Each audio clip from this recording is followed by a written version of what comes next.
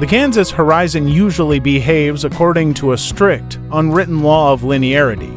If you drive down County Road 9 near the Nebraska border, you see the world organized in grids, corn in rows, soybeans in rows. Fences running north to south, east to west, intersecting at perfect 90-degree angles that mimic the rigid mindset of the men who work the soil. It is a landscape of industrial efficiency, a geometry of dominion where nature is beaten into straight lines. But if you were to fly a drone over the Henderson property 3 years ago, you would have seen something that looked less like a farm and more like a malfunction in the matrix of American agriculture. It looked like a fingerprint pressed into the earth. It looked like a galaxy spinning in the dirt. It looked, to the neighbors, like insanity. Marcus Henderson stood at the edge of his property line on a Tuesday in early March, his boots sinking into the dry, cracked loam that had been over-tilled for 60 years before he bought the deed. He was 54 years old, a man with shoulders broadened by labor but a posture curved slightly by the weight of perpetual calculation. He wasn't holding a plow. He was holding a laser rangefinder and a sheaf of blueprints that looked more appropriate for building a turbine engine than planting a harvest. The wind was already kicking up, that relentless prairie wind that strips the topsoil and steals the moisture before the seed even has a chance to crack open. To everyone else in the county, the wind was an enemy to be endured. To Marcus, the wind was a raw material, a fluid dynamic force that was only destructive because nobody had bothered to ask it to be polite. A white Ford F-150 slowed down on the gravel road, the tires crunching loudly against the silence of the plains. It was Silas Miller, a man who farmed 3,000 acres of corn using GPS-guided tractors that cost more than Marcus's entire house. Miller rolled down the window, the air conditioning from his cab blasting out into the dusty heat of the afternoon. He tipped his cap, but the smile underneath it didn't reach his eyes. It was the smile of a man watching a train wreck in slow motion. He asked Marcus if he was planning to land a spaceship in that field or if he'd finally just cracked under the pressure of the mortgage. He laughed, a dry, barking sound, and pointed at the hundreds of neon orange flags Marcus had staked into the ground in a dizzying, spiraling pattern. He told Marcus that corn doesn't grow in circles. He told him that combines don't turn on a dime. He said that geometry doesn't put money in the bank, volume does, and volume requires straight lines. Marcus didn't get angry. He didn't yell back. He adjusted his glasses, wiped a smear of red dust from his cheek, and looked at the flags. He told Miller that straight lines accelerate the wind. He explained, in a voice too quiet for the wine to carry back to the truck, that a straight row is a wine tunnel, a mechanism for dehydration. He said nature doesn't make straight lines, Silas, rivers curve, trees twist, DNA spirals. But Miller had already rolled up the window, shaking his head as he drove off, leaving Marcus alone in the field of orange flags. That night, at the diner in town, the joke circulated with the efficiency of a virus. They called it Henderson's crop circle. They called it the vortex of debt. They placed baits on how long it would take before the bank auctioned off the land to Miller, who would promptly bulldoze the circles and put the land back to rights, back to the grid, back to the way things were supposed to be. But they didn't know about the 3 years Marcus had spent before he ever bought the land. They didn't know about the nights he spent not sleeping, but staring at fluid dynamics simulations on a second-hand laptop in his rental apartment. Marcus wasn't just a farmer. He was a refugee from the world of structural engineering, a man who had spent 2 decades designing wine loads for skyscrapers in Chicago before the city crushed his spirit. He had come back to the land seeking simplicity, but he had brought the engineer's eye with him. He had looked at the conventional farms with their exposed soil baking in the sun, losing water to evaporation at a rate of 4,000 gallons per acre per day, and he saw a broken system. He saw a machine that was bleeding energy. His motivation wasn't profit, at least not initially. It was a haunting memory from his childhood, the stories his grandfather told him about the Dust Bowl, about the black blizzards that buried houses and choked cattle. Marcus saw the climate shifting, the rains becoming erratic, the heat spikes growing sharper.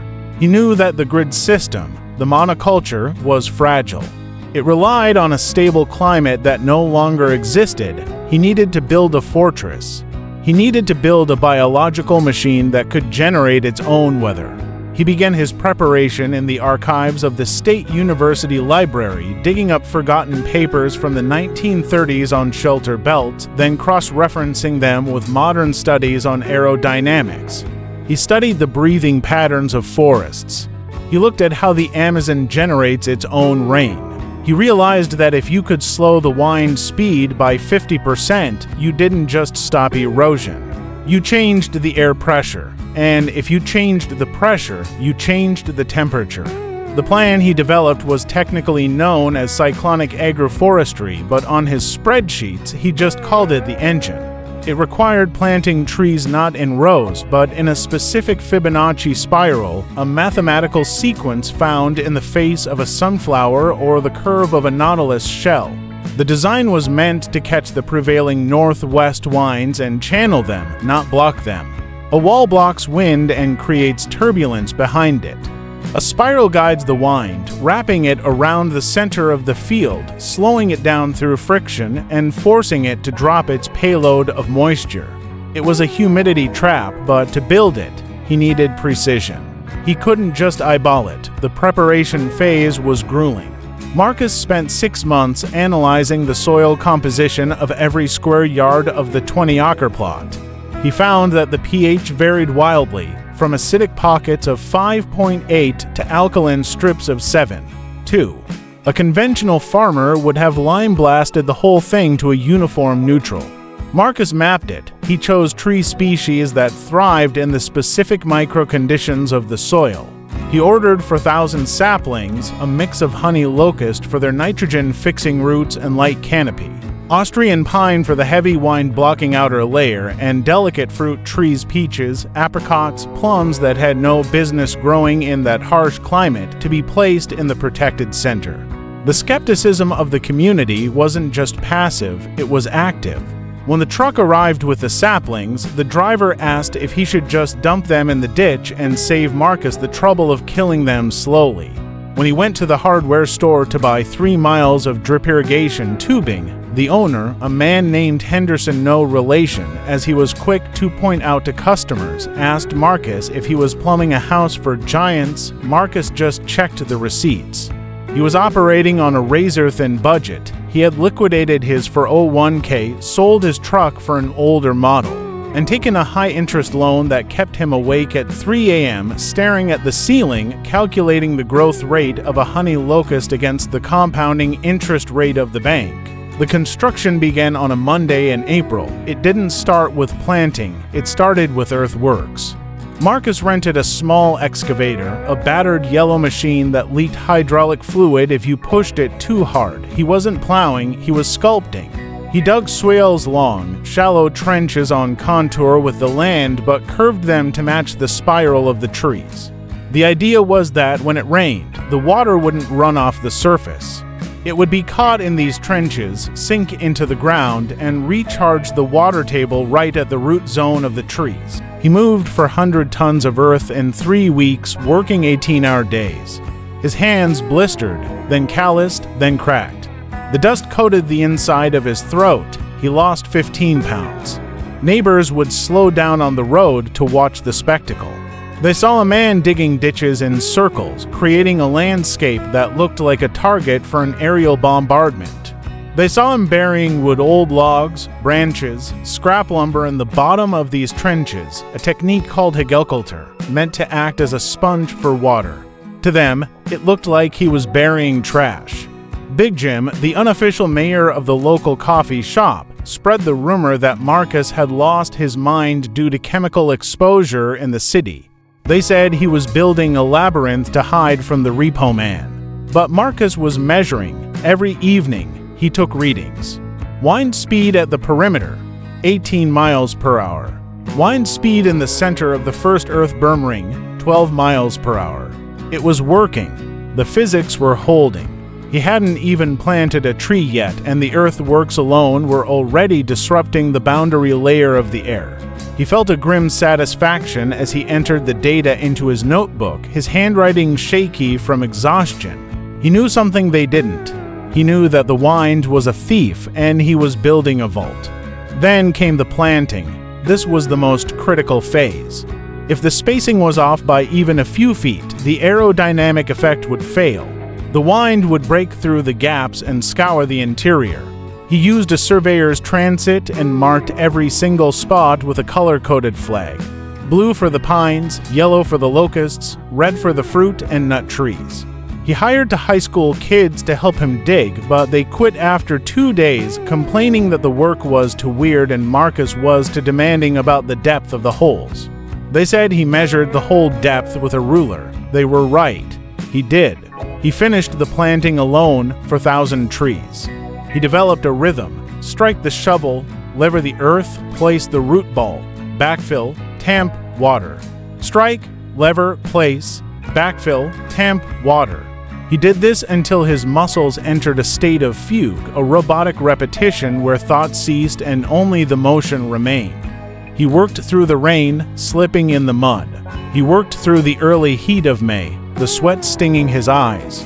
By the time the last tree was in the ground, the field looked like a chaotic nursery. The trees were small, barely knee-high whips that looked pathetic against the vast, empty backdrop of the plains. The first year was the year of the unexpected failures. Marcus had calculated for wind, for drought, for pH. He hadn't calculated for rabbits.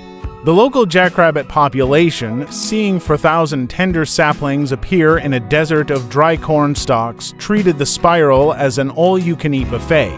Marcus woke up one morning in June to find 300 of his Austrian pines stripped of their bark, ring-barked and dying. It was a gut punch. He sat in the dirt next to a dead sapling, the financial cost tallying in his head, the ridicule of the neighbors echoing in his ears. He could have poisoned them. That's what Miller would have done. Blanket the area in toxins, but Marcus needed the ecosystem. He needed the predators that would eventually come. Instead of poison, he innovated. He went to the local barber shops in 3 counties and collected bags of human hair. He went to the dog groomers. He mixed the hair in mesh bags and hung them every 10 feet along the perimeter, the scent of predators. It was an old wives' tale, something he read in a gardening almanac from 1950.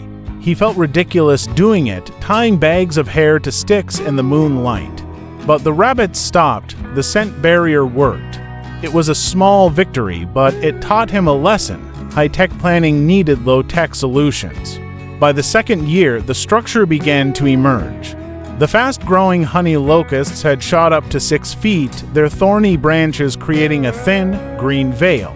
From the road, it no longer looked like a dirt construction site. It looked like a messy, circular weed patch.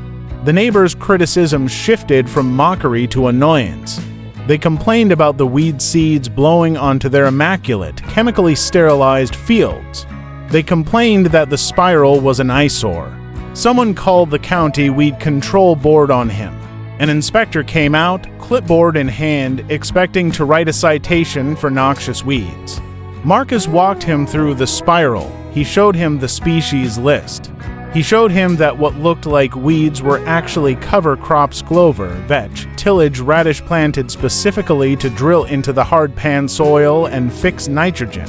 The inspector, a young guy fresh out of ag school, stopped writing. He looked at the soil moisture meter Marcus stuck in the ground. It read 35%. He looked at the neighbor's field across the fence. It was gray and dusting. The inspector left without writing a fine. He left looking confused. The build continued into the 3rd year. This was when the canopy closure began to happen in the outer rings. The Austrian pines were waist-high and bushy. The locusts were 10 feet tall. And in the center, the protected zone, the magic was starting. Marcus had planted the delicate crops: the tomatoes, the peppers, the leafy greens in the alleys between the tree rows. In a normal field, the Kansas sun would bleach these plants white by July, but inside the spiral, the light was dappled. The wind was a gentle breeze, shorn of its desiccating power by the time it passed through 5 layers of leaves. Marcus installed sensors everywhere. He had thermometers buried at 6 inches, 12 inches, and 18 inches. He had hygrometers measuring air humidity. The data was startling. On a day when the ambient temperature on the road was 96 degrees with 15% humidity, the center of the spiral was 89 degrees with 45% humidity. He had created a bubble. He had manufactured a different latitude. He was growing Zone 8 plants in Zone 5, but the system wasn't perfect. The density of the planting created a new problem, fungal stagnation. Because he had slowed the wind so effectively, the air in the very center became too still. Early blight started to appear on his tomato plants. The leaves curled and blackened. It was a crisis of success. He had trapped too much moisture. Marcus realized he had over-engineered the windbreak. He needed to vent the engine. He took a chainsaw and, with a heavy heart, cut specific gaps in the spiral, creating venturous narrow channels that would accelerate the breeze just enough to flush out the stale air without drying the plants. It was surgical. He was tuning the farm like a carburetor. The blight receded, the airflow balanced. The community, however, saw him cutting down trees he had just spent 3 years growing and took it as the final sign of his collapse. He's harvesting firewood, they said at the feed store. That's the only crop he's got. They didn't see the truckloads of organic produce he was quietly driving to the city farmers market 3 hours away. They didn't see the premium prices he was getting for heirloom tomatoes that were sweeter than candy because the microclimate allowed them to ripen fully on the vine without sunscald. They only saw the strange, messy circle and the man who worked it like a hermit. Then came the summer of the 4th year, the year the meteorologists would later name the Great Scorch. It didn't start with a bang, it started with a lack of clouds. April was dry. May was dry. By June, the sky was a relentless, pale blue sheet of steel. The corn in the county germinated, came up 6 inches, and then stalled. The soil turned to powder. The center pivot irrigators were running 24/7s, sucking the Ogallala aquifer dry, spraying water that evaporated before it even hit the ground. You could smell the desperation in the air. It smelled like diesel and dust. Marcus walked his spiral. The heat outside the perimeter was oppressive, a physical weight pushing down on his shoulders. It was 104 degrees by 11 a.m. The wind was gusting at 30 miles per hour, a hot hair dryer blowing across the plains. But as he stepped past the first ring of Austrian pines, the sound of the wine changed. It went from a roar to a hiss. He stepped past the second ring of honey locusts. The temperature dropped. He could feel it on his skin. It wasn't cold, but it was bearable. It was the difference between standing in a parking lot and standing in a forest. He walked to the center. The silence was the first thing that hit him. The roar of the gale was gone, replaced by the rustle of leaves. And there, in the middle of the scorching drought, his ecosystem was humming. The transpiration from thousands of leaves had created a cool pool of air. The mulch he had layered year after year held the winter moisture like a bank vault. His soil wasn't gray powder, it was black and spongy. He dug his hand into the earth near a tomato plant. It was cool, it was damp, outside. The crisis was mounting. The county declared a water emergency. Irrigation rights were being curtailed. Miller's corn was twisting, the leaves rolling into tight spikes to preserve moisture, turning a sickly gray-green. The commodity prices were spiking, but it didn't matter if you didn't have a crop to sell. The coffee shop talk stopped being about Marcus's folly and started being about bankruptcy auctions. They weren't laughing anymore, they were staring at the sky, praying for rain that wasn't coming. The turning point, the moment the reality of the crisis truly slammed into the community, happened on a Tuesday in late July. The temperature hit 112 degrees. The electrical grid, strained by thousands of air conditioners and irrigation pumps, flickered and failed. The power went out across the county. The pumps stopped, the water stopped. For the conventional farmers, this was the death knell. Without the electric pumps, their crops were dead in 48 hours. Marcus didn't use electric pumps. He had designed a gravity-fed drip system from a cistern he had buried at the highest point of the property, filled by a solar-powered pump that slowly trickled water up whenever the sun shone. His system didn't care about the grid. He walked his rows, checking the emitters. Drip, drip, drip. A heartbeat of survival in a dead landscape. He drove his truck to town to get supplies. The mood was apocalyptic. Men were standing by their silent trucks, wiping sweat with greasy rags, looking defeated. The heat was dangerous. Elderly people were being moved to the high school gymnasium, which had a backup generator. Marcus walked into the hardware store. It was a sauna. The AC was dead.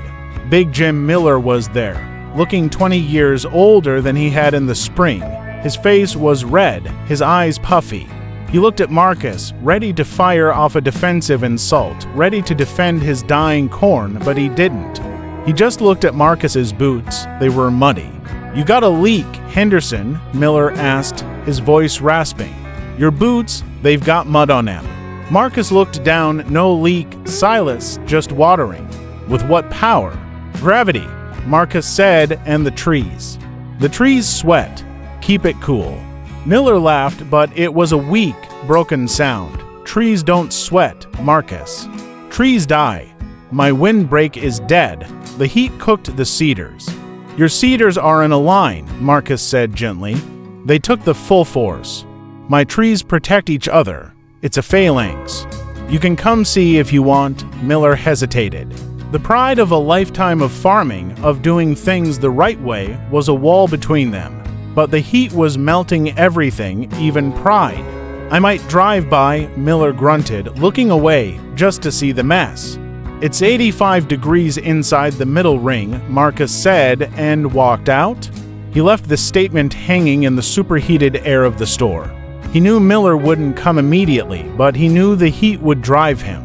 Humans, like cattle, eventually move toward water and shade.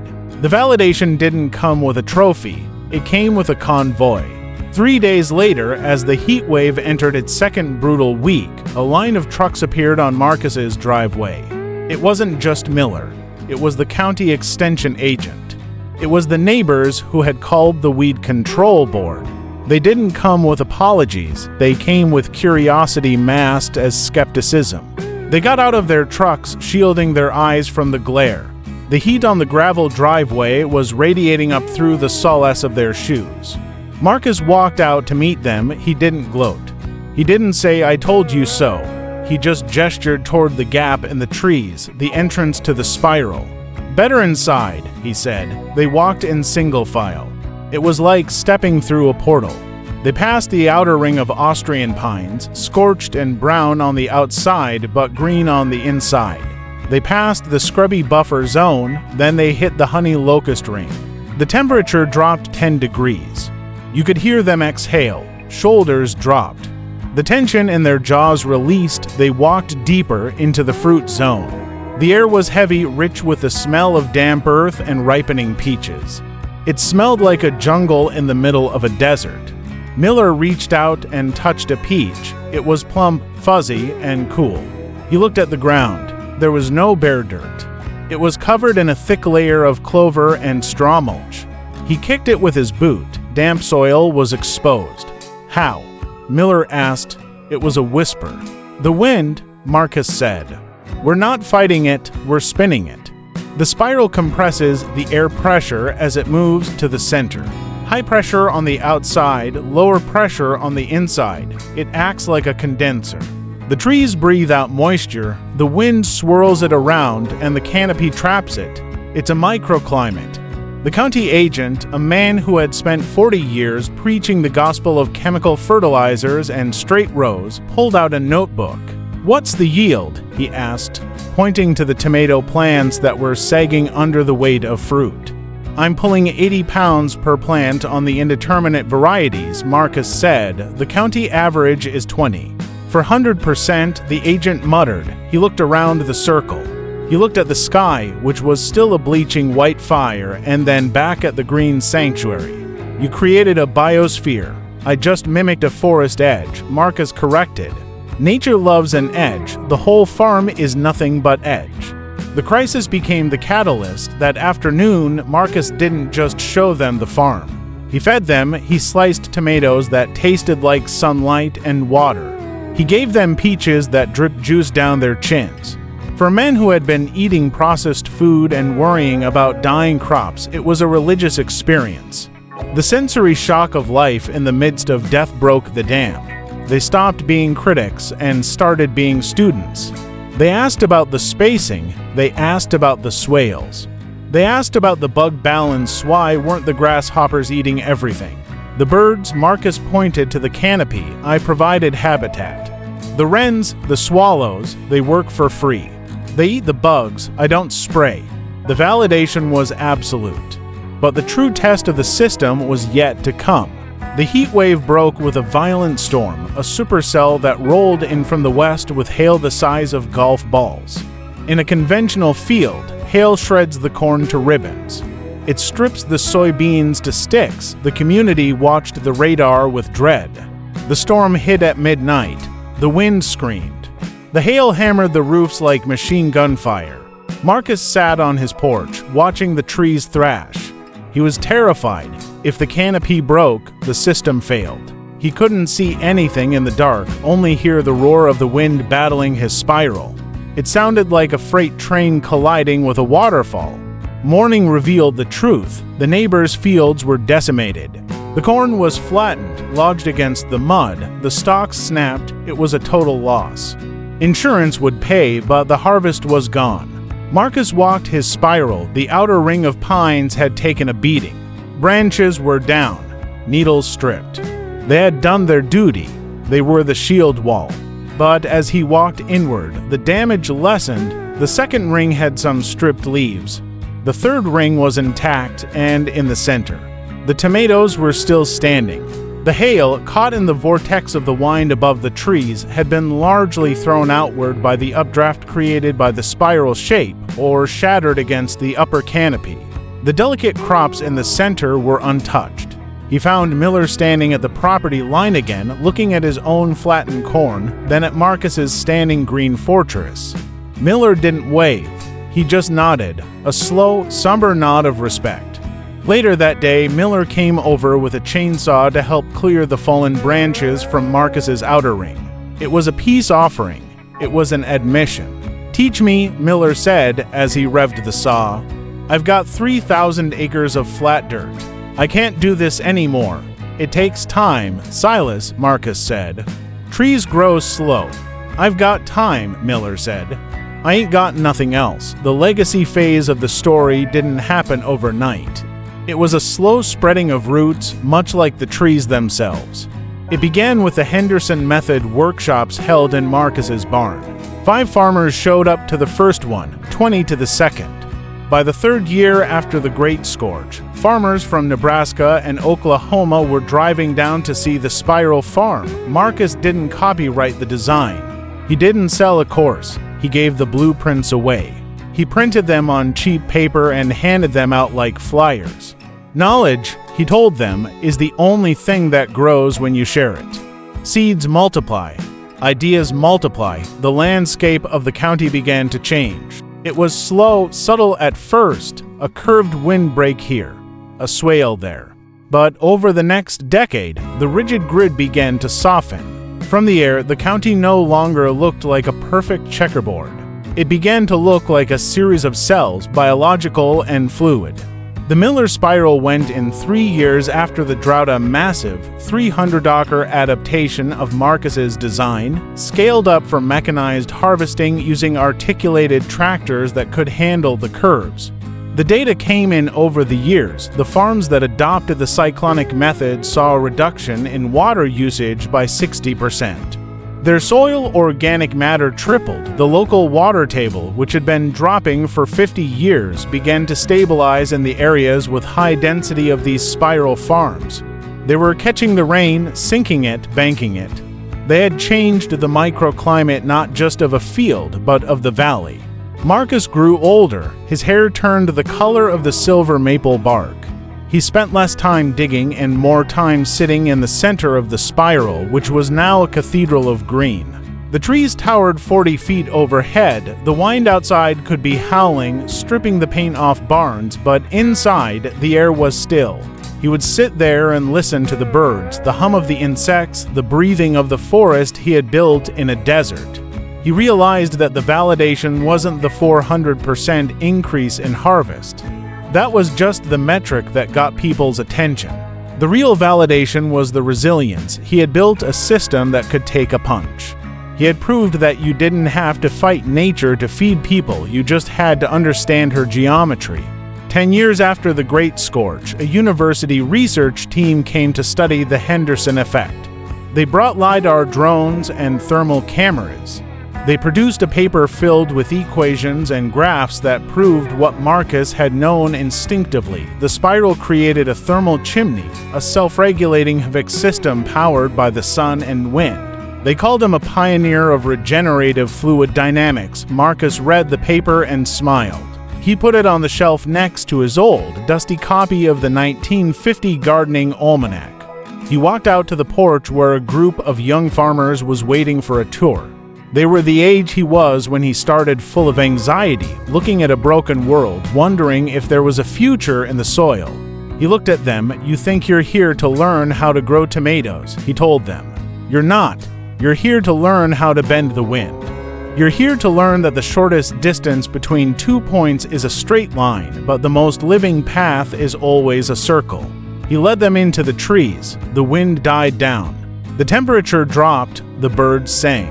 And the lesson began, not with words, but with the feeling of cool air on hot skin, the undeniable, physical proof that a single man, armed with a shovel and an idea that everyone mocked, could change the weather.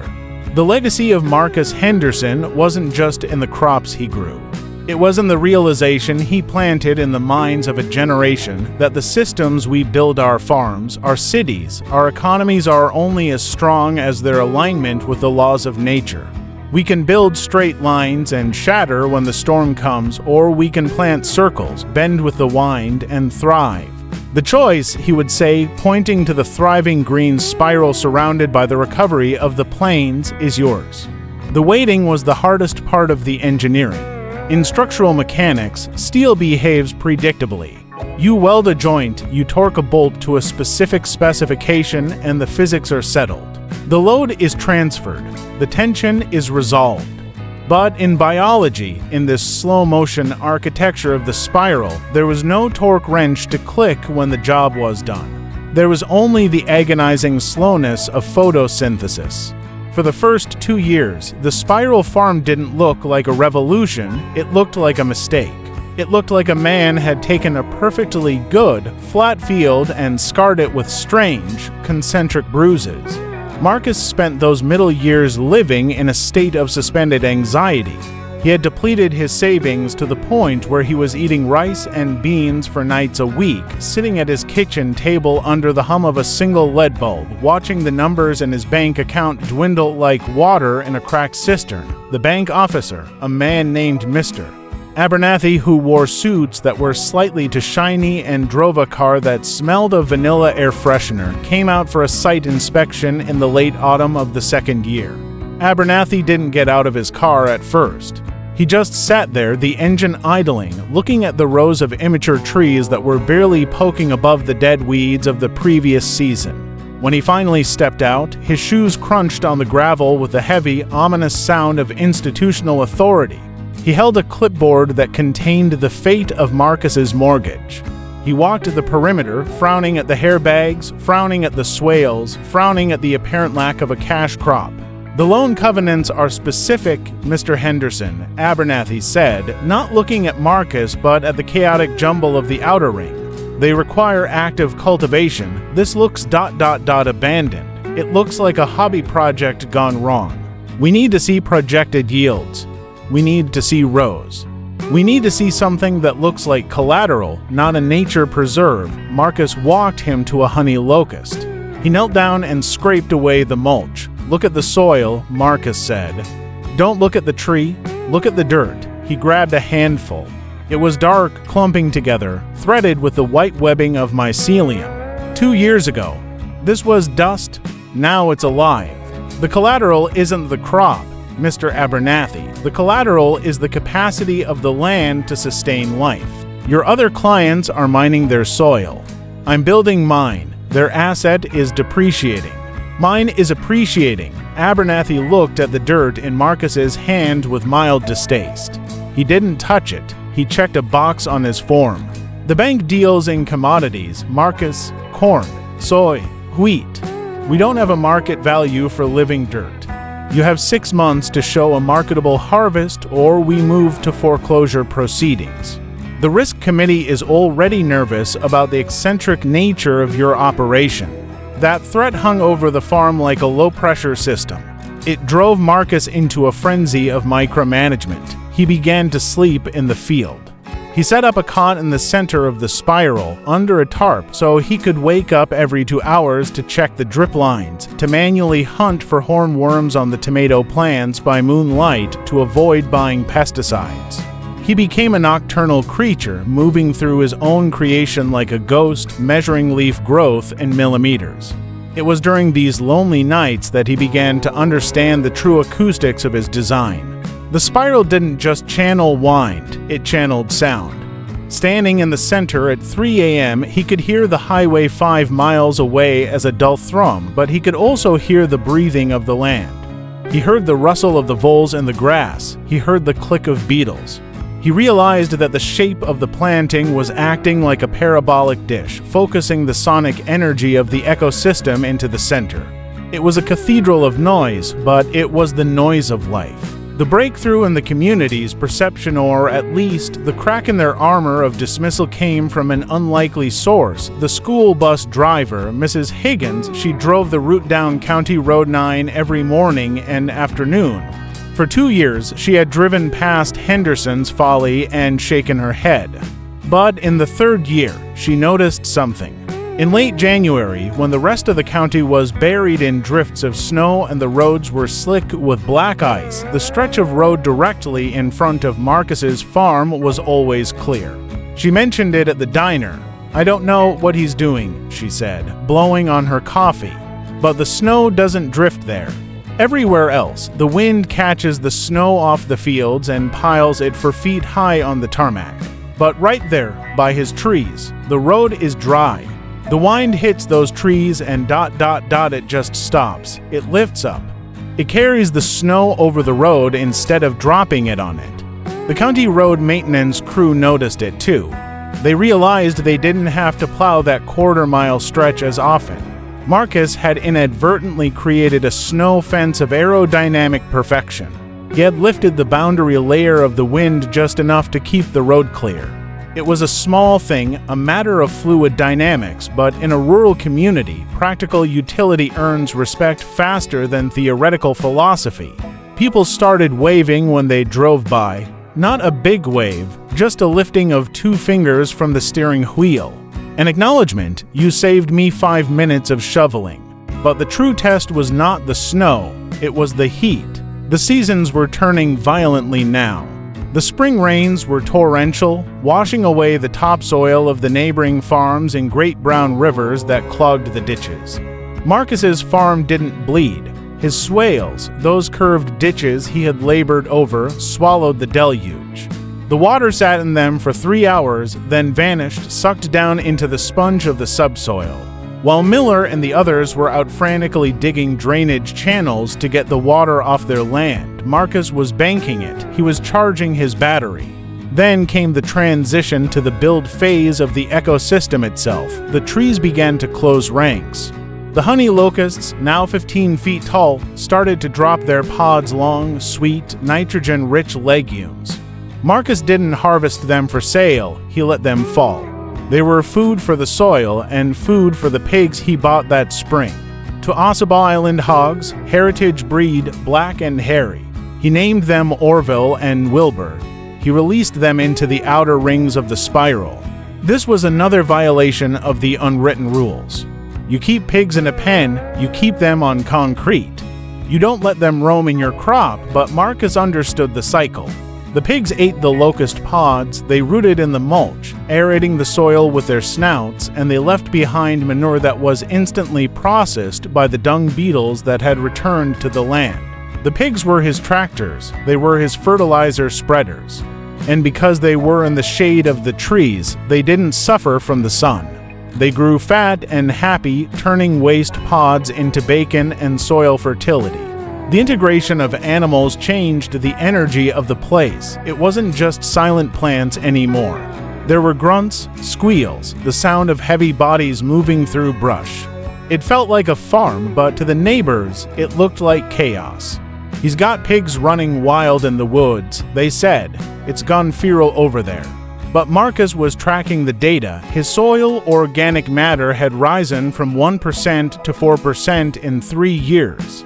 That was a geological speed. Nature usually takes a century to build an inch of topsoil. He was doing it in a season. The carbon sequestration alone was massive. He calculated that his 20 acres were sequestering more carbon than 500 acres of conventional corn. He was a carbon farmer, even if there was no market for it yet. The crisis that would define the farm, the event that would divide the history of the county into before and after, arrived with the deceptive beauty of a clear blue sky. It was the summer of the 4th year. The meteorologists called it a high-pressure heat dome. It settled over the Great Plains like a glass lid on a skillet. It didn't move, it just sat there, magnifying the sun, suppressing cloud formation, baking the world. It began in June. Usually, June is the month of green, of rapid growth, but that year, June was brown. The thermometer hit 95 degrees and stayed there. Then 100, then 105. The nights offered no relief. The temperature only dropped to 85 at night. The corn in the county, which acts as the lungs of the region, stopped transpiring. When corn gets too hot, it shuts its stomata, the tiny pores on the leaves, to save water. When millions of acres of corn shut down, the humidity drops, the air gets drier, and the heat intensifies. It's a feedback loop of death. Marcus watched the horizon shimmering in the heat haze. He could smell the ozone. He could smell the dust. He checked his cisterns. They were full, thanks to the spring rains he had captured in the swales. But the real water wasn't in the tanks, it was in the ground. He had created a lens of water, a subterranean bubble that sat beneath the spiral. The roots of his trees were tapping into it. The crisis wasn't just agricultural, it was psychological. In town, the temper of the community snapped. Fights broke out at the gas station, the price of hay tripled, then quadrupled. Ranchers were selling off their herds because there was no grass. The sound of cattle lowing hungry, thirsty cattle drifted across the fields at night. It was a haunting sound, a chorus of distress. Marcus's phone rang. It was Miller. He hadn't called in 2 years. Marcus Miller's voice was tight, strained. "My well pump burned out. The aquifer level dropped below the intake. I've got 300 head of cattle in the south pasture. They've been without water for 6 hours. The truck can't come until tomorrow. Bring them over," Marcus said. He didn't hesitate. "You have water." "I have the pond," Marcus said. "The bottom's swale. It's still holding." "It's 108 degrees, Marcus. Evaporation should have dried that up weeks ago." "It's shaded," Marcus said. "Bring them." 2 hours later, Miller's cattle trailer rumbled down the driveway. Miller looked like a ghost. His skin was gray. His eyes sunken. He unloaded the cattle. The animals were frantic, their tongues lolling, eyes wild with thirst. They smelled the water. They rushed toward the bottom of the spiral where the final, largest swale had widened into a small retention pond. The pond was surrounded by willows and elderberries. The water was dark, green with algae, but it was there. The cows waded in, drinking deeply, the water cooling their legs. Miller stood by the fence, watching them. He took off his hat and wiped his forehead. He looked at the thermometer Marcus had nailed to a post. "It says 90 to here," Miller said. "My truck dashboard said 108. Microclimate," Marcus said. He handed Miller a jar of iced tea. "The trees are air conditioners, evapotranspiration. A single large tree releases 400 gallons of water a day into the air. It cools the air around it. I have 4,000 trees. I'm running a massive swamp cooler." Miller drank the tea in one long swallow. He He looked around. He saw the pigs sleeping in the deep shade of the locusts. He saw the chickens scratching in the mulch. He saw the tomatoes, red and heavy. He saw life. "I'm going to lose the corn," Miller said softly. "It's tasseling now. Pollen is sterile at 100 degrees. If it doesn't cool down, there won't be a kernel on the cob. Complete crop failure." Marcus nodded. "I know." "You're not losing yours," Miller said. It wasn't an accusation anymore.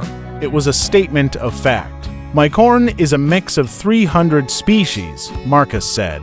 "If the heat kills the spinach, the okra thrives. If the okra fails, the sweet potatoes take over. Diversity is insurance, Silas. You bought a lottery ticket with one number on it. I bought the whole book." The validation of the spiral farm was unfolding in real time, measured not in profit but in survival. As the heat wave stretched into July, the Henderson Oasis became a whispered secret, then a local legend. People started showing up just to stand in the shade. They didn't even ask for anything. They just wanted to escape the relentless, punishing glare of the sun. Marcus found strangers sitting under his trees, just breathing. He didn't chase them off. He understood. They were refugees from a hostile climate, but the system had to be tested to its breaking point. The heat was one thing. The wind was another.